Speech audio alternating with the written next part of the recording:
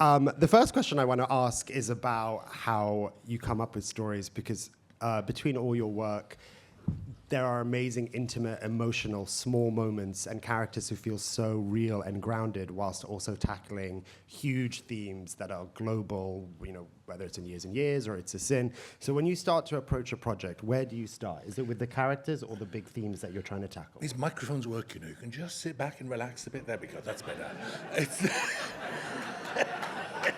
It's abuse.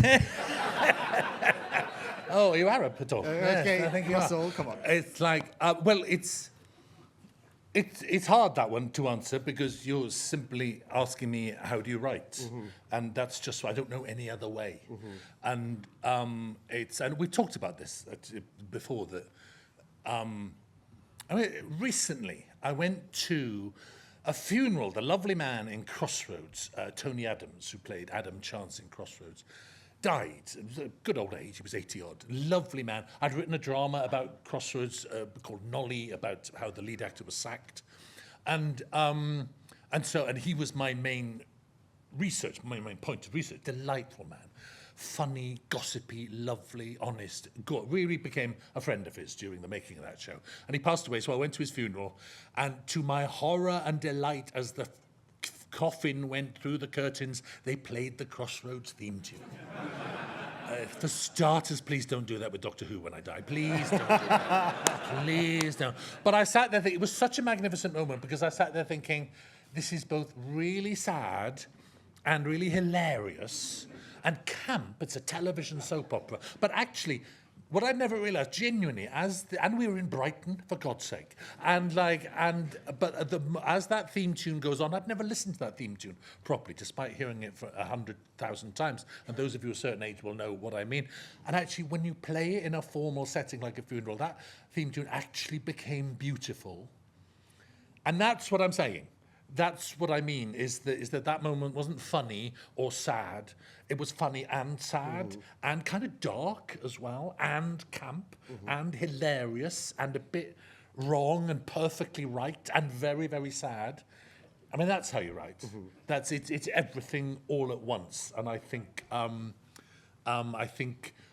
lot of writing tuition you get told, because I think we're going to talk a lot about writing here, because you're a writer, and it's the Flare. It's the BFI Flare. So I think a lot of writing gets divided up into, let's look at structure, let's look at character. I literally work with some writers sometimes who say, I've literally had this said to me. They'll say, I'm going home tonight, I'm going to work on that script, I'm going to work on character. And I'm like, what do you mean you're going to work on character? You can't just work on character, in my mind. Because the character is the story, and the story is the character, and that is funny and dark and sad and camp all at the same time. So all I'm saying is that's how I write. That is how I do it. And I don't know how I ended up there, but I ended up there simply by watching an awful lot of television, I think. It's me. But that... You're fine. It's like...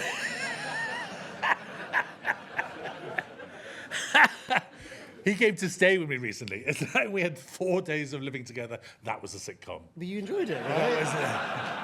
I cooked him some chicken and some vegetables, and he sat there and he went, that is the whitest meal I've ever eaten. We should have live streamed that. It was a really dull plate of food, that's for sure. But that kind of tonal fusion of really dark stories being really camp and hilarious, and I'm just thinking of so many of the scenes of It's a Sin, which are balancing just such devastating truths in this really kind of light-hearted, not light-hearted, but just human way. And I feel like a lot of times commissioners and producers say, if it's a drama, it's a drama. If it's a comedy, it's a comedy. Yes. And you manage to bring levity into the darkest situations. And what you can't allow for, that's beyond my power or anyone's power, is how people are going to read them. Because It's a Sin was turned down by every single channel. We had Channel 4, then ITV, then the BBC twice. We so couldn't believe the BBC had turned it down. We went back to them. And I do think, in many ways, I'm immensely grateful for Channel 4 for making it, but in some ways I thought it should have been on the BBC, because it's the history of the nation. That's what the BBC is a public broadcaster. Anyway, and then we tried, and eventually we came back to Channel 4 And we did that thing happen, like everyone just changed jobs. You just wait for long enough and that carousel goes round. That's literally what happened. And said, hello, I've got a drama for you, like that. And there was one man at Channel 4 called Lee Mason who got the show made. He simply put the script in his drawer and sat there and went, I'll wait for them all to change jobs. And they did. The great wheel turned. And then Ian Katz came in, he got that. Anyway, but the point of that is, when it was, no matter what I do, no matter what I might be good or bad at writing, you don't know how they're going to read it, because all I ever wrote to begin with was episode 1, so that's what we were pitching the whole show on. And when that was at Channel 4, and there was literally an executive who didn't want to make it, that's fair enough, you don't have to make things, but there was literally an executive who said, oh, if I hear one more word about that miserable AIDS drama.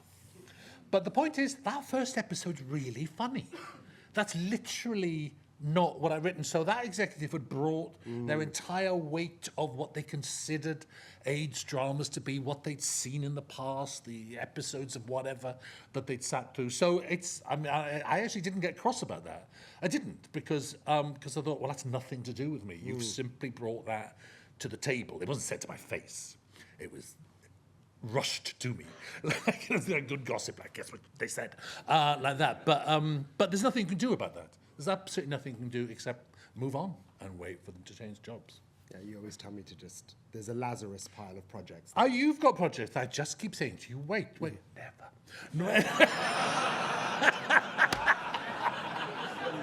We have a lot of clips to show, and I know you guys are going to have questions for me mostly. Kidding. We've got a good clip later. We've got an exclusive clip coming up. We've got an exclusive clip from Tiptoe, Tiptoe, which is extraordinary, and thank you for letting me read them. I won't tell you what happens, but it's really good. But I wanted to start with a clip from Queer as Folk, but before... Oh, yeah. It's good to talk about this clip. Yeah. Before we show that clip, I think, people just assume that was kind of the first big hit. But what was the journey just as a writer and what you've been working on before Queer as Folk and convincing the commissioners to let you do something so radical? Yeah, commissioners like radical stuff. That's the truth of it. In the 10 years building up to Queer as Folk was 1999, and I started in children's television in 1987. But the first proper script I wrote was in 1991, and that had a great big lesbian Nazi in it, just because that's Dark Season, that was called, and it did. She was very clearly a lesbian, but that's just because that's the way I write. And then I had a great time at Granada in the 90s. Granada had this department called the Entertainment Department that was so ambitious and so camp, actually, and funny and lively. And we created soaps that no one ever watched. It had as its bedrock Coronation Street.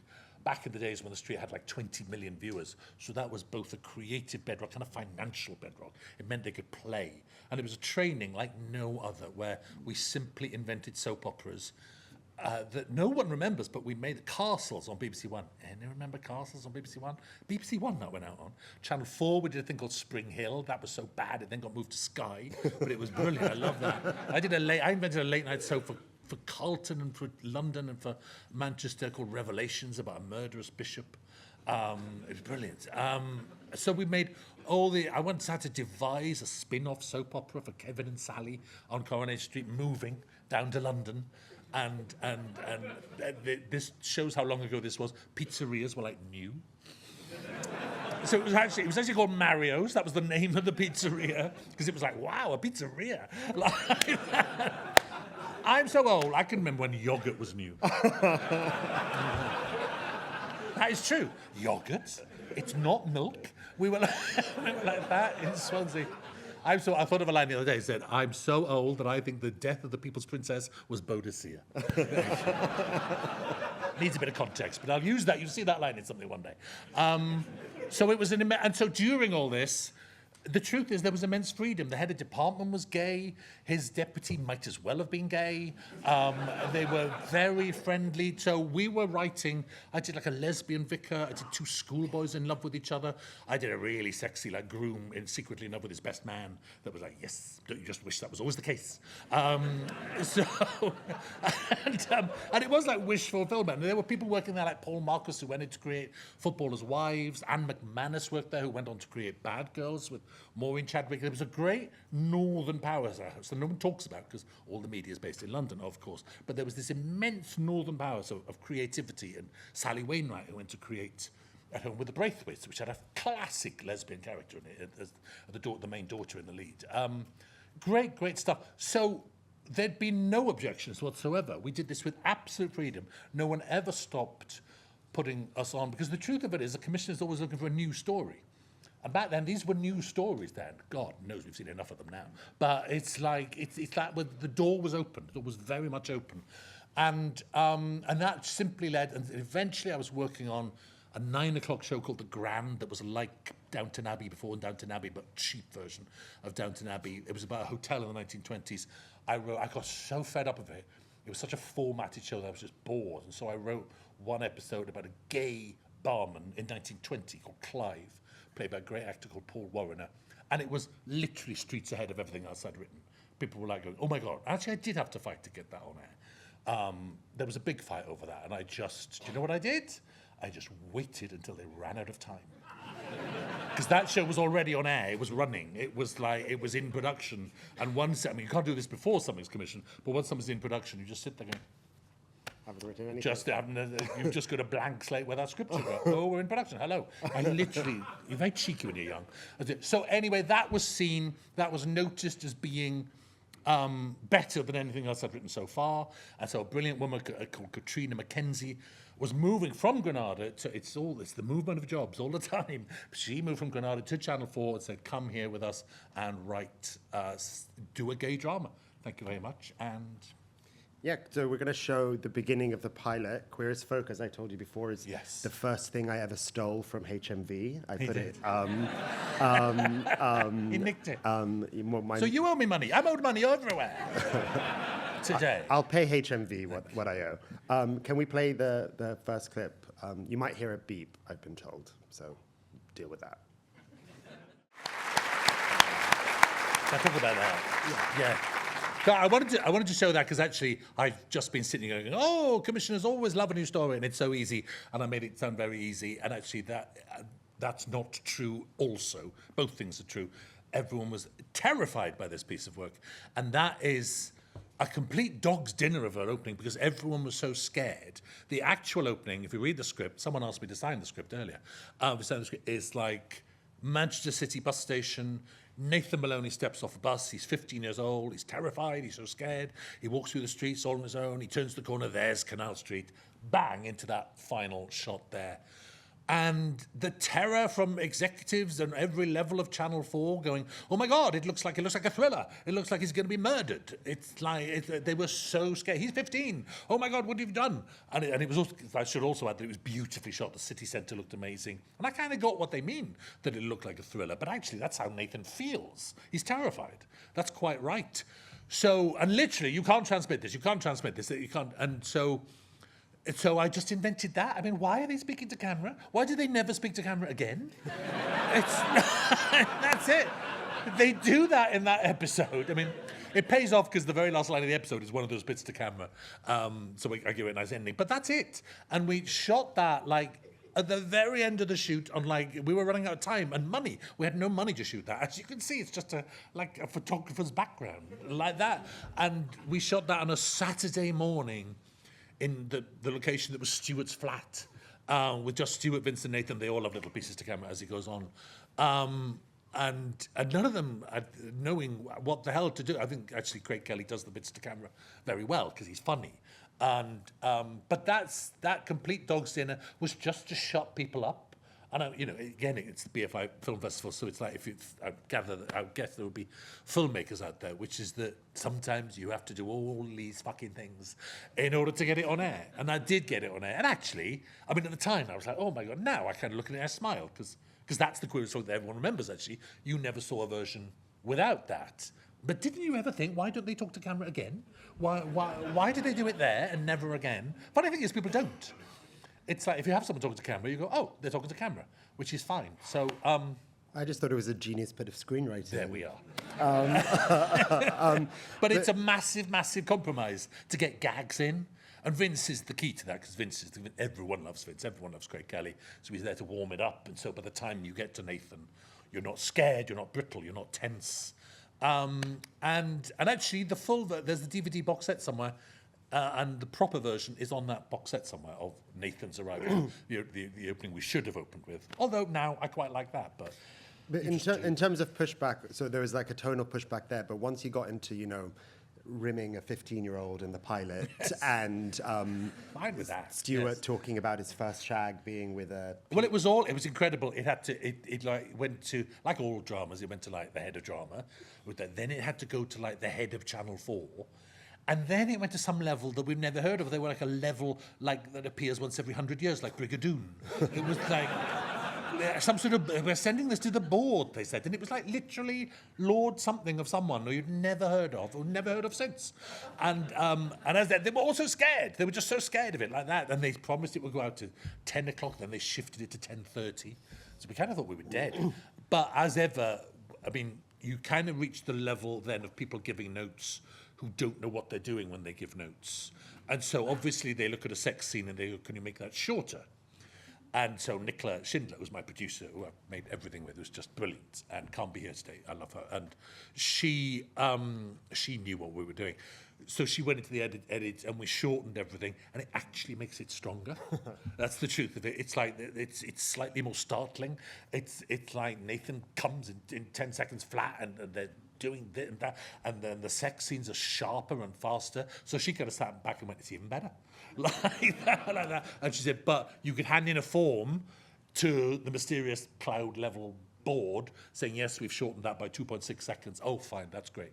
Thank you very much. So, but it's funny to think how scared they all were. And I mean, that's nothing now, is it? It's funny, isn't it? You kind of think things get worse in television, but actually maybe they're better. Maybe that's just not shocking at all now. In terms of notes, I mean, I guess screenwriting is one medium as an artist where you have to deal with so much input from producers and execs and heads of department. And mentors. And mentors, and abusers, and I'm kidding. Do you still get a lot of pushback from commissioners? Are you now allowed to sort of just write as you feel? You do. No, you do.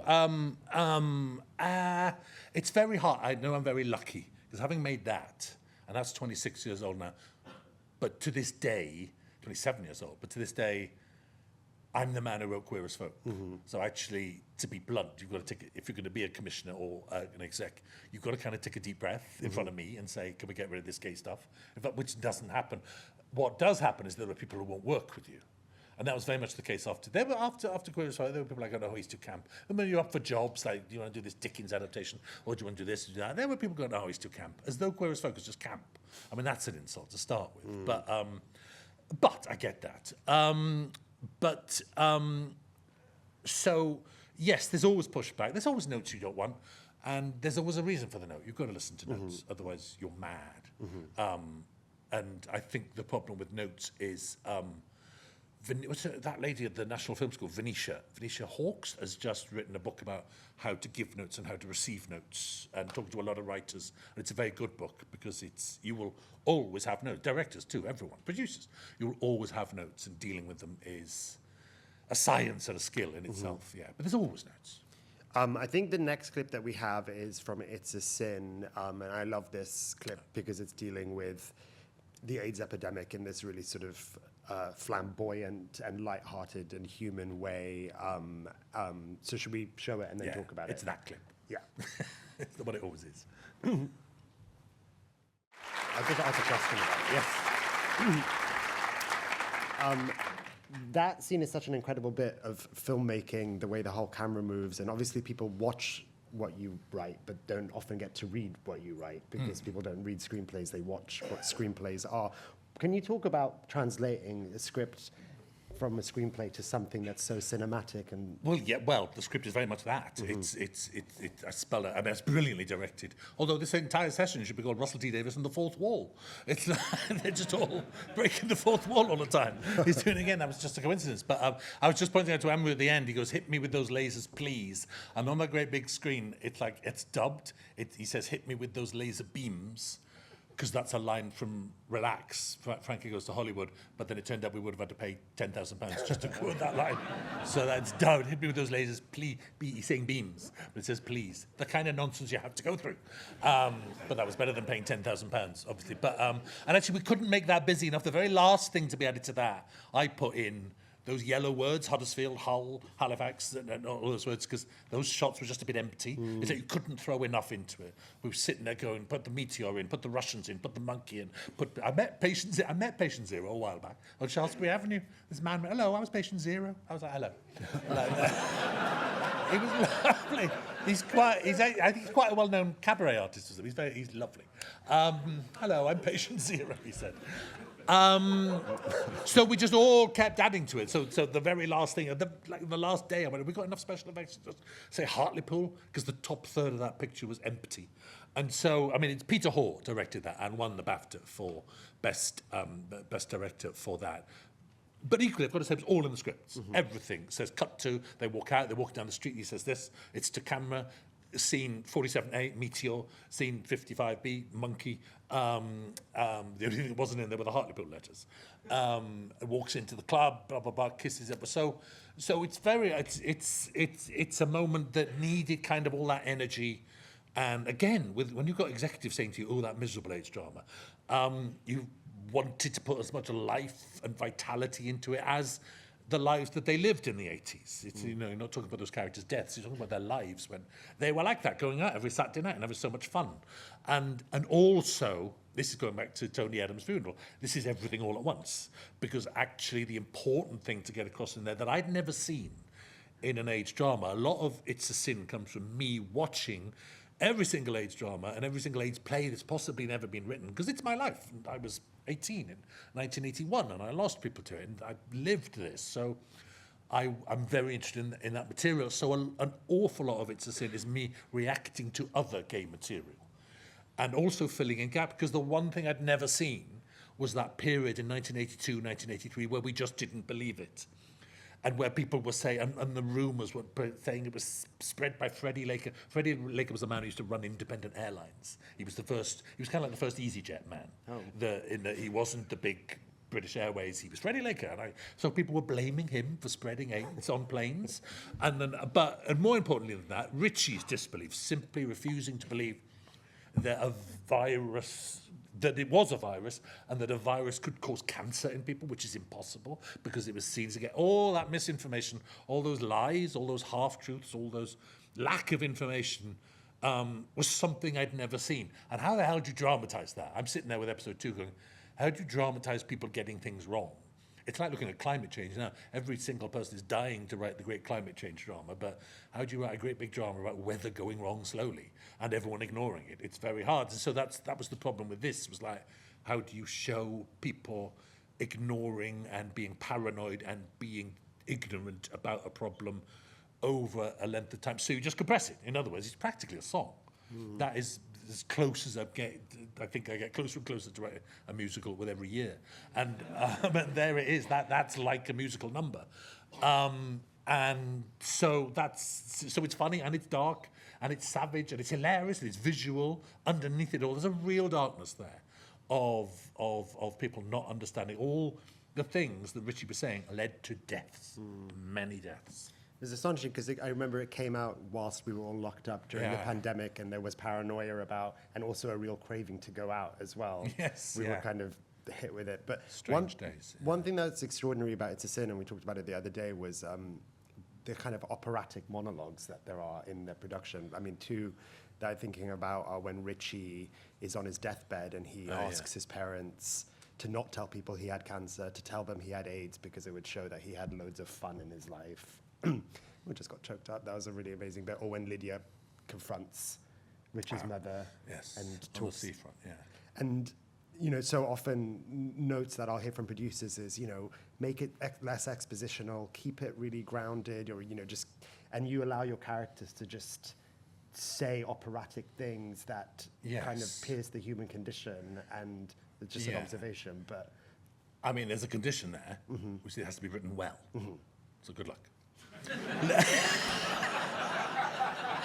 I'd like to point out that It's a Sin was written after we started our mentorship program, and I think I infused some ideas.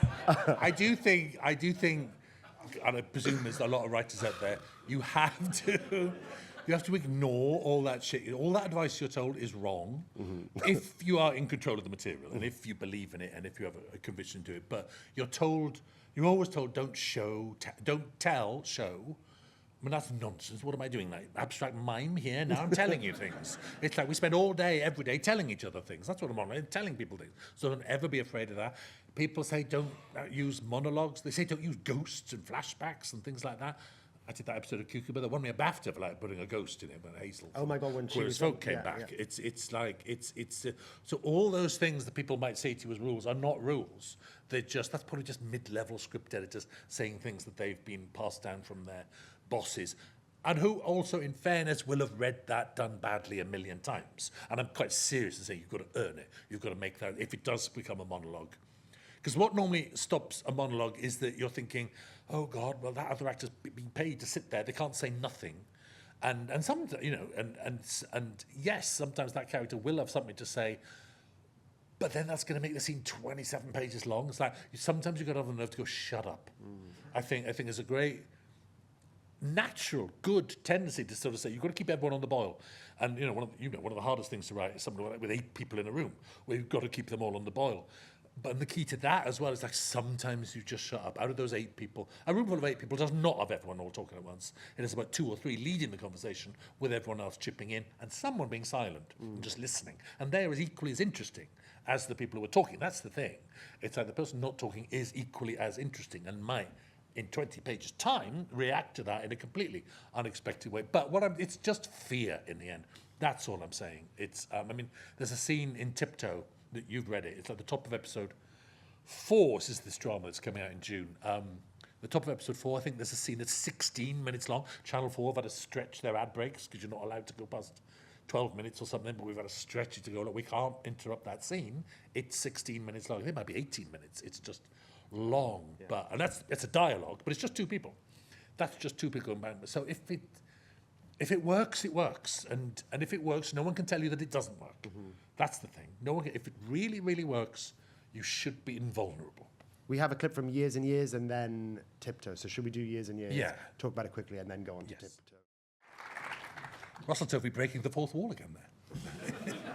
Obsessed with it. We wanted to show that really, we talked about this because actually a lot of my dramas get called gay dramas. Like we did Queer as Folk, we did Cucumber, we did It's a Sin, and that's not a gay drama, but with gay characters in it, and which I think just equally as important to me. And and all, my God, all credit to everything I make is cheap. I never get any budget. Only Doctor Who's the only thing I've ever done that's had a good budget. That was so cheap. And genuinely, if you work at that, I think that had about like 2.2 million per episode. That's nothing.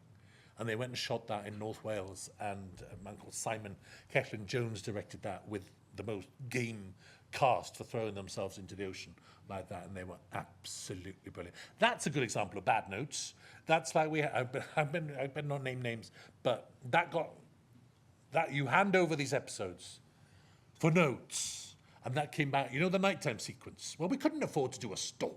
All right. It's like we couldn't do a storm at sea, so you get to those flashing moments, and so the notes come back saying, "What's this? What's that? I thought the tape had gone wrong." It's a storm. The only way we could do a storm. They just thought it was rubbish. And can you cut that? It's good. We can't cut that. When I look at it now, I think maybe we could have cut it actually. But it's like that's literally when you get a note saying, "I thought the tape, not the tape. I thought the link had gone wrong." And you're like, "Thanks. That's really, really helpful." They worked really hard on that, and that's your note. The rubbish we have to deal with sometimes. Since we've got more time, but I think that clip actually really is a good. It helps contextualize Tiptoe a little bit because when I read Tiptoe, we're heading, yes. Yeah, and when I read Tiptoe when we were talking about it, it reminded me a lot of and that project as well, Years and Years of kind of scripts like Angels in America, which are dealing with huge global political unrest with really domestic dramas at the same time, and you're balancing both. And Years and Years was sort of a prediction of where we are. In a way, it was too soft a prediction in many ways. Wasn't it? Yeah, that's true. And Tiptoe, we're going to show quite a long clip. In some ways, Tiptoe is a bit like Years and Years meets Queer as Folk. It's like, and we'll cue it in because we talked. Amber and I talked about this. Is that we could describe Tiptoe to you, but what we've actually done is taken a scene which literally tells you what the whole thing is about, and it's 6 minutes long, so it's a big chunk to play into a talk like this, but actually it's actually, otherwise you just have me describing it, and so we want you to know it's 6 minutes long, so you just settle back. 2 minutes you're like that, going, 6 minutes you're like this. So, and I got in trouble because I said, wow, Panty Bliss was amazing in that scene, and it wasn't Panty Bliss. So that was last week. So to cue it in, it's like it stars Alan Cumming. He runs a bar on Canal Street. He lives in Manchester. He's a 59-year-old gay man, newly-ish single. He runs a bar on Canal Street. He's out for a drink. It's the birthday of his friend Melba, played by Paul Rees. Brilliant Paul Rees, who's in Saltburn. He's the butler in Saltburn. He's a brilliant actor. And Melba's a kind of faded ex-drag queen, a bit broken, a bit bitter, a bit lost. But they're two old mates. They've known each other for almost 30 years now. So it's Melba's birthday. They've been out for a drink. This is kind of like about 1 a.m, just sitting back in Canal Street and talking about the state of the world. It is. Yes. First time anyone's seen it.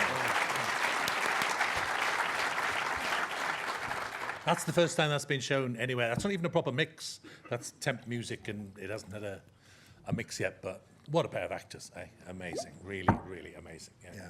Thank you for showing that to So us. that's what it's about.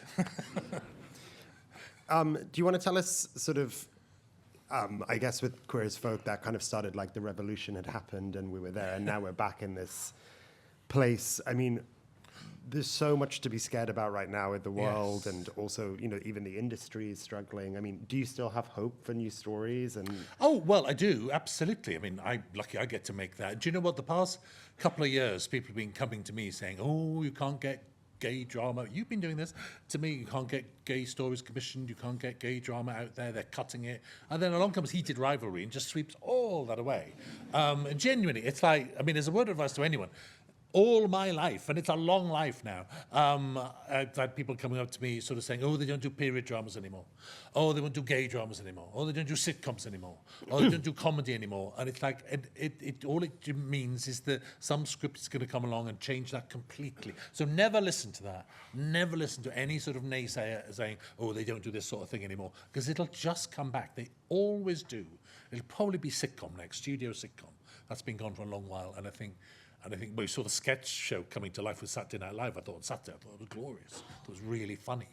And so, yes, and I'm lucky I get these things made, and and I wrote that in a fury, but I wrote that out of the way the world is going, the way we're heading, truly. I mean, as Melba says there, in 1996, what you would have imagined 2026 to be all problems solved, all of us walking down the street, hello clouds, hello sky, all of that be lovely, and we are absolutely sliding back, undoubtedly, and that's terrifying. And I think trans stories are being used as, and in this, the trans story becomes the inciting incident for what happens. There's a lot about this show we're not actually saying it, we're keeping hidden. It's not just people sitting in bars talking.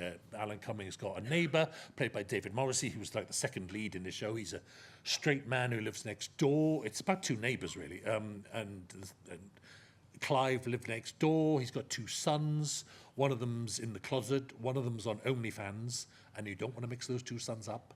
And that's where genuinely all the trouble starts. And as Leo says, he's got trans bar staff. He runs that bar. So it's just, but again, there's great big chunks of the story. We're not saying you know what that is, that you'll see as soon as you watch it. It works really as a thriller, but I think it's very entertaining as well. But I wrote it, and I have to say, fair dues to Channel 4. They commissioned that in about 7 days flat. Oh, I 7 remember. days. Yeah. It's like I handed that in. I mean, we talked to them beforehand. You do that, so I said, I'm going to write a script if you'd like it. And very unusually, we never do this normally, but we actually contacted Alan Cumming so he could be part of the deal. And he's this kind of actor you need to book like a year in advance because he's so busy and he's got The Traitors taking off in America. So Nicola and I have never done that before, but we did that and he was up for it and he loved the sound of it. And so, yes, here we are, Babom. It's out in June.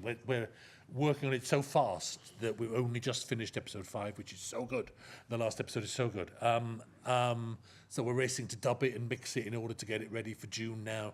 And that's exciting, and we've got to get it out because there are lines of there's going to be ADR on this because things have changed. There's a couple of lines about Keir Starmer. There's a line about Keir Starmer, and on the day I sat down, I said to Alan, I said, can you just change that to the legacy of Keir Starmer? In case he's gone, and he's hanging on like mad now. I would have thought he'd be gone by now, but actually I think he might make it. But which is really the most important thing, is to make my drama, obviously. But and there's a great line about Kemi Badenoch too. I love that line. So we're kind of racing to get it. And literally, the employment law of 2024 has changed and ruined a gag of mine. So you will see one big go out. You probably sit there going, "That's not true. I know it's not true. Shut up. You can't. There's only so much ADR can do anyway." So it's a race. But I mean, I was lucky enough to read the scripts and to come on set and watch some of it. And it's at once a huge kind of political manifesto almost, but then just a small domestic and fun drama between two neighbors, and you're marrying huge global theme. I mean, I know I kind of asked this question at the beginning, but I'm kind of interested. I mean, does it come from the characters first when you approach a story like that? It's interesting. If you look at the stuff that I write, if you marry that with years and years, it's like, when I set out to do years and years, I kind of said, it's not going to feature the Prime Minister. It's not going to feature the President. It's going to be an ordinary family living through life. And this, you have choices. You could make a character an MP. You could have them walking up and down the corridors of the Houses of Commons. And there are dramas that do that, because this is very specifically talking about the points of law and the statutes and the Britain that we're building, or the Britain that we're losing now. But it's just not the way I tend to do things. If it's like, if you're looking at Doctor Who, I got rid of the Time Lords and you start in a shop with Rose Tyler. You start with ordinary people. It's just what I like to do. Sometimes I think it's kind of unambitious. Sometimes I think I'd love to be Aaron Sorkin. I'd love to have the nerve to sort of say, they walk down Downing Street and they say this, they say that, and maybe I will do that one day. But I don't think so. I think I would have done it already. It's just not my natural bent to do that kind of thing. I just believe in starting and ending at a kitchen table, really. And this, again, there's things about Tiptoe we're not saying.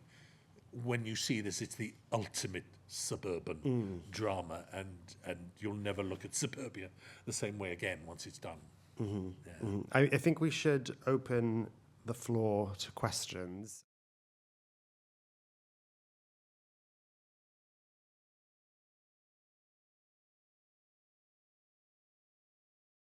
I think literally my brain is just television shaped. It's what I grew up watching. My parents never switched the television off. They were marvellous.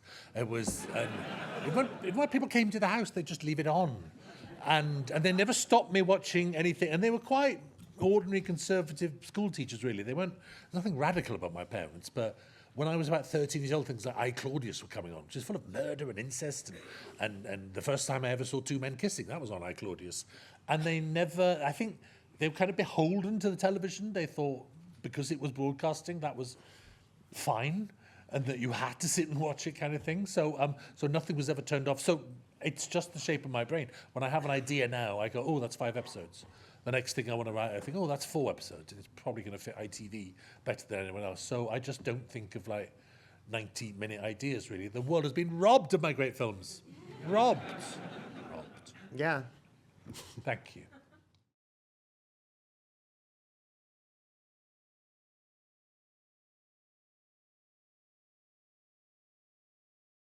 Well, I think, to be absolutely honest, I think direct action is kind of hopeless. I don't think that march will change anything. I don't think that drama will change anything. I think we have to make changes on such a vast level, mostly to the media in this country, the vast right-wing voice, where there's a marvel. Someone I saw online on Instagram the other day, someone publishing fake Daily Mail front pages as if it was left-wing, attacking Farage and attacking Kemi Badenoch. And it was so instructive to see that we never see that. We never see that at all. So I think the problems are vast and systematic. I wish I had the solutions. All I can do is write a television program, and I'm very proud of it, but I fear that's preaching to the converted. Good luck. Good luck to all of us. I kind of think we're doomed. Thank you. I will keep doing it. Thank you. I would say watching Tiptoe, you do humanize the far right character very beautifully, Yes. and you have a lot of empathy for that character. Yeah, I don't even know if he's far right, to be honest. He's simply a this is the potential. David Morrissey character who's well, he's he's an electrician. He runs his own business. That's always going to be a Tory voter, isn't it? You're a small businessman like that.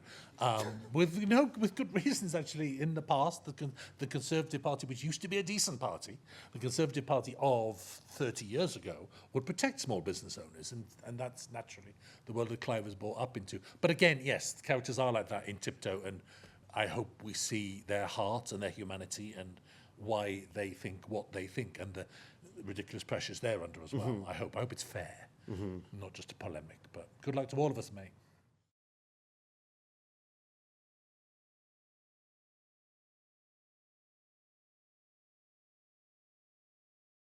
I mean, I know what you mean. That's not true of all of them. There's a lot of Stranger Things that's just run for like 5 or 6 years. Okay.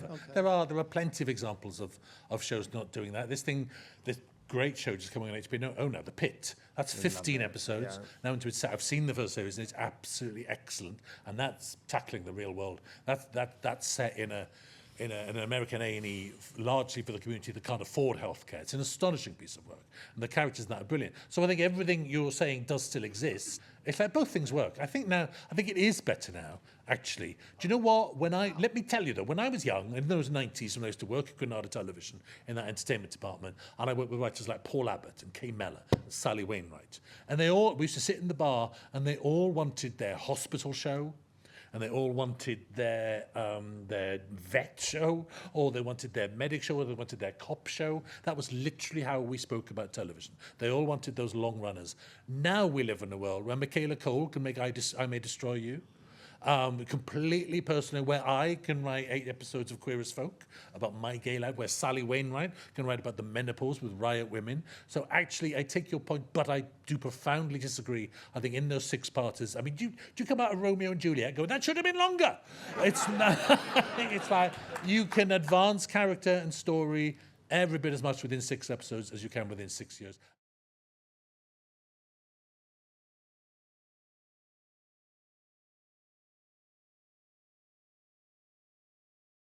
Well, yeah, but partly because I agree with it. I've never worked in London, never lived in London, and never worked in London, and I'm very much an advocate for not having things come out of London.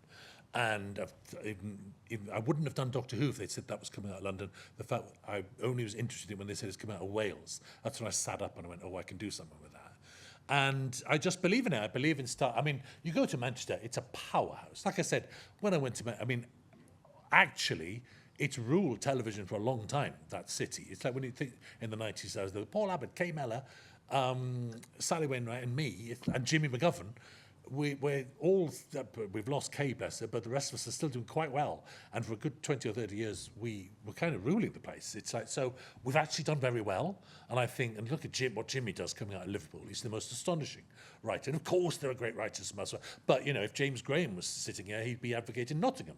He's absolutely powerful about getting that onto the screen. So I think there's a lot of good writers who will always, I do it simply because it's where I live. And then when I lived in Cardiff making Doctor Who, I kind of looked out the window and thought, well, I'm going to create Torchwood and set that here. So I just think I think the rest of television takes care of London. So I think it's important to get the other voices out there. So thank you for noticing.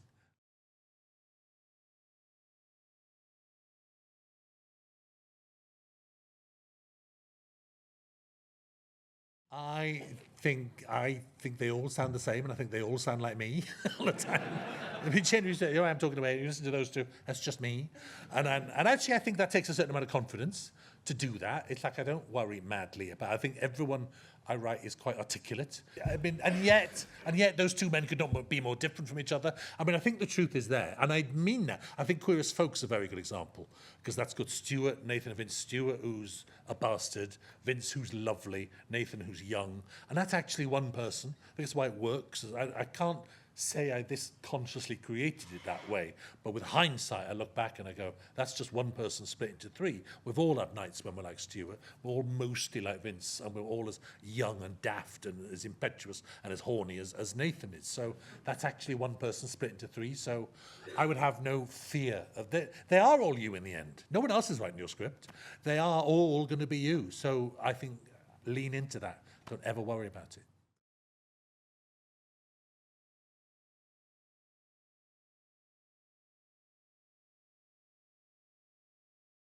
Well, if I had the answer to that, I'd be doing that.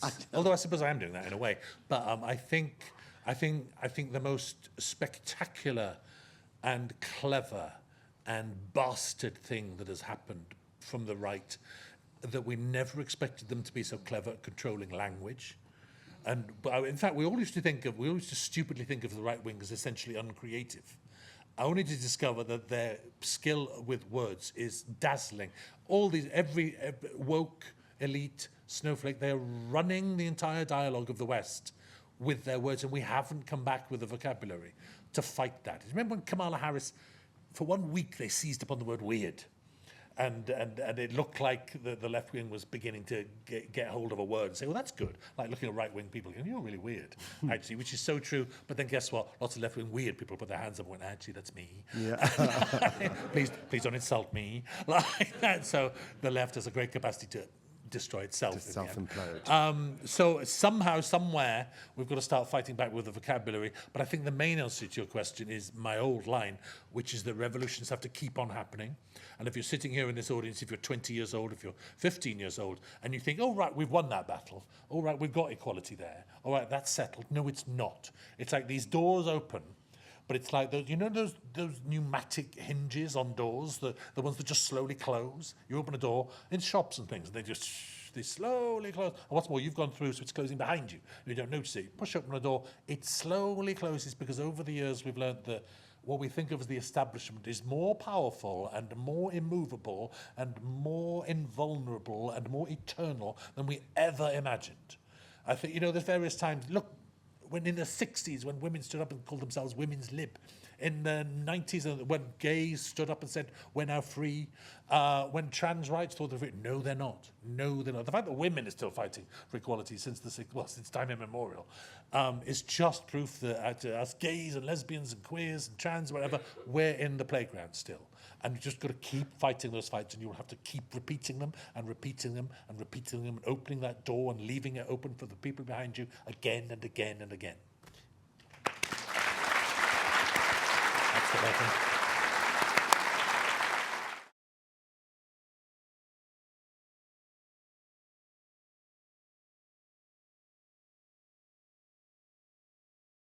Yes, actually, Heated Rivalry comes back to exactly what I was saying there, that revolutions have to keep on happening. And I love Heated Rivalry, and I think it's hot, and Jacob Tierney is a brilliant man. They fought to get that made. And yet, to be absolutely honest, when people sit there going, oh, it's such a revolutionary gay show, I'm like, hello? Thank you. And then people on my Instagram page say, queer as folk walked, so queer as folk walked, so Heated Rivalry can run. I'm going, we were fucking running from the start. We're fast like that. Which is completely fair, because of course people don't spend their time looking backwards. And revolutions have to keep on happening. Looking back on Queer as Folk now is like me being a teenager and looking back on Kathy Come Home. It's like, that's to fill in the reference, that's an ancient show from the 60s. It's like looking back at the Addams Family or something. It's like things do have to keep on happening. So yes, I often get asked things like, would you get that made today? And I think I would, because I'm the kind of person who I get things made, frankly, and often I will meet people who say I can't get this made, I can't get that made, but actually then, to be absolutely blunt, then I'll read the script and say that's actually not good enough. That's why it's not getting made. People need to be very careful about not getting furious about things not getting made when they're actually not good enough. They've got to be good enough, and then the fight is on. But I think it comes to what I was saying, that Heated Rivalry does prove the audience is there and the market is there. And actually, that is unique in the way that it's become an international hit like that. You see Jacob Tierney on Instagram announcing, now it's in India, now it's in this country, now it's in there. And I think that's really exciting to see that. We couldn't do that with Queer as Folk. So it does have its own steam and its own heat and its own brilliance. Truly does. So, it's simply a vague answer to that, which is that things keep changing, and they've never really got worse. But because a lot of good people have kept on pushing. Now, I think we are on the precipice of something. The whole world is on the precipice of something much worse. Well, sitting in a London that, in theory, could be bombed today. We could, right now, today, and none of us saw that coming. Maybe we should have. Maybe some people did. And I think the force, that door that's naturally closing on its own. I mean, that would have been my speech a year ago, that door that naturally closes. Now you see ICE in America. Now you see people literally, and Doge. You see Elon Musk. Now you literally see people strong-arming with muscles pushing that door closed. So it's worse than it's ever been. And the fight is on, mate. Absolutely. Sobering final thoughts. Yes. So,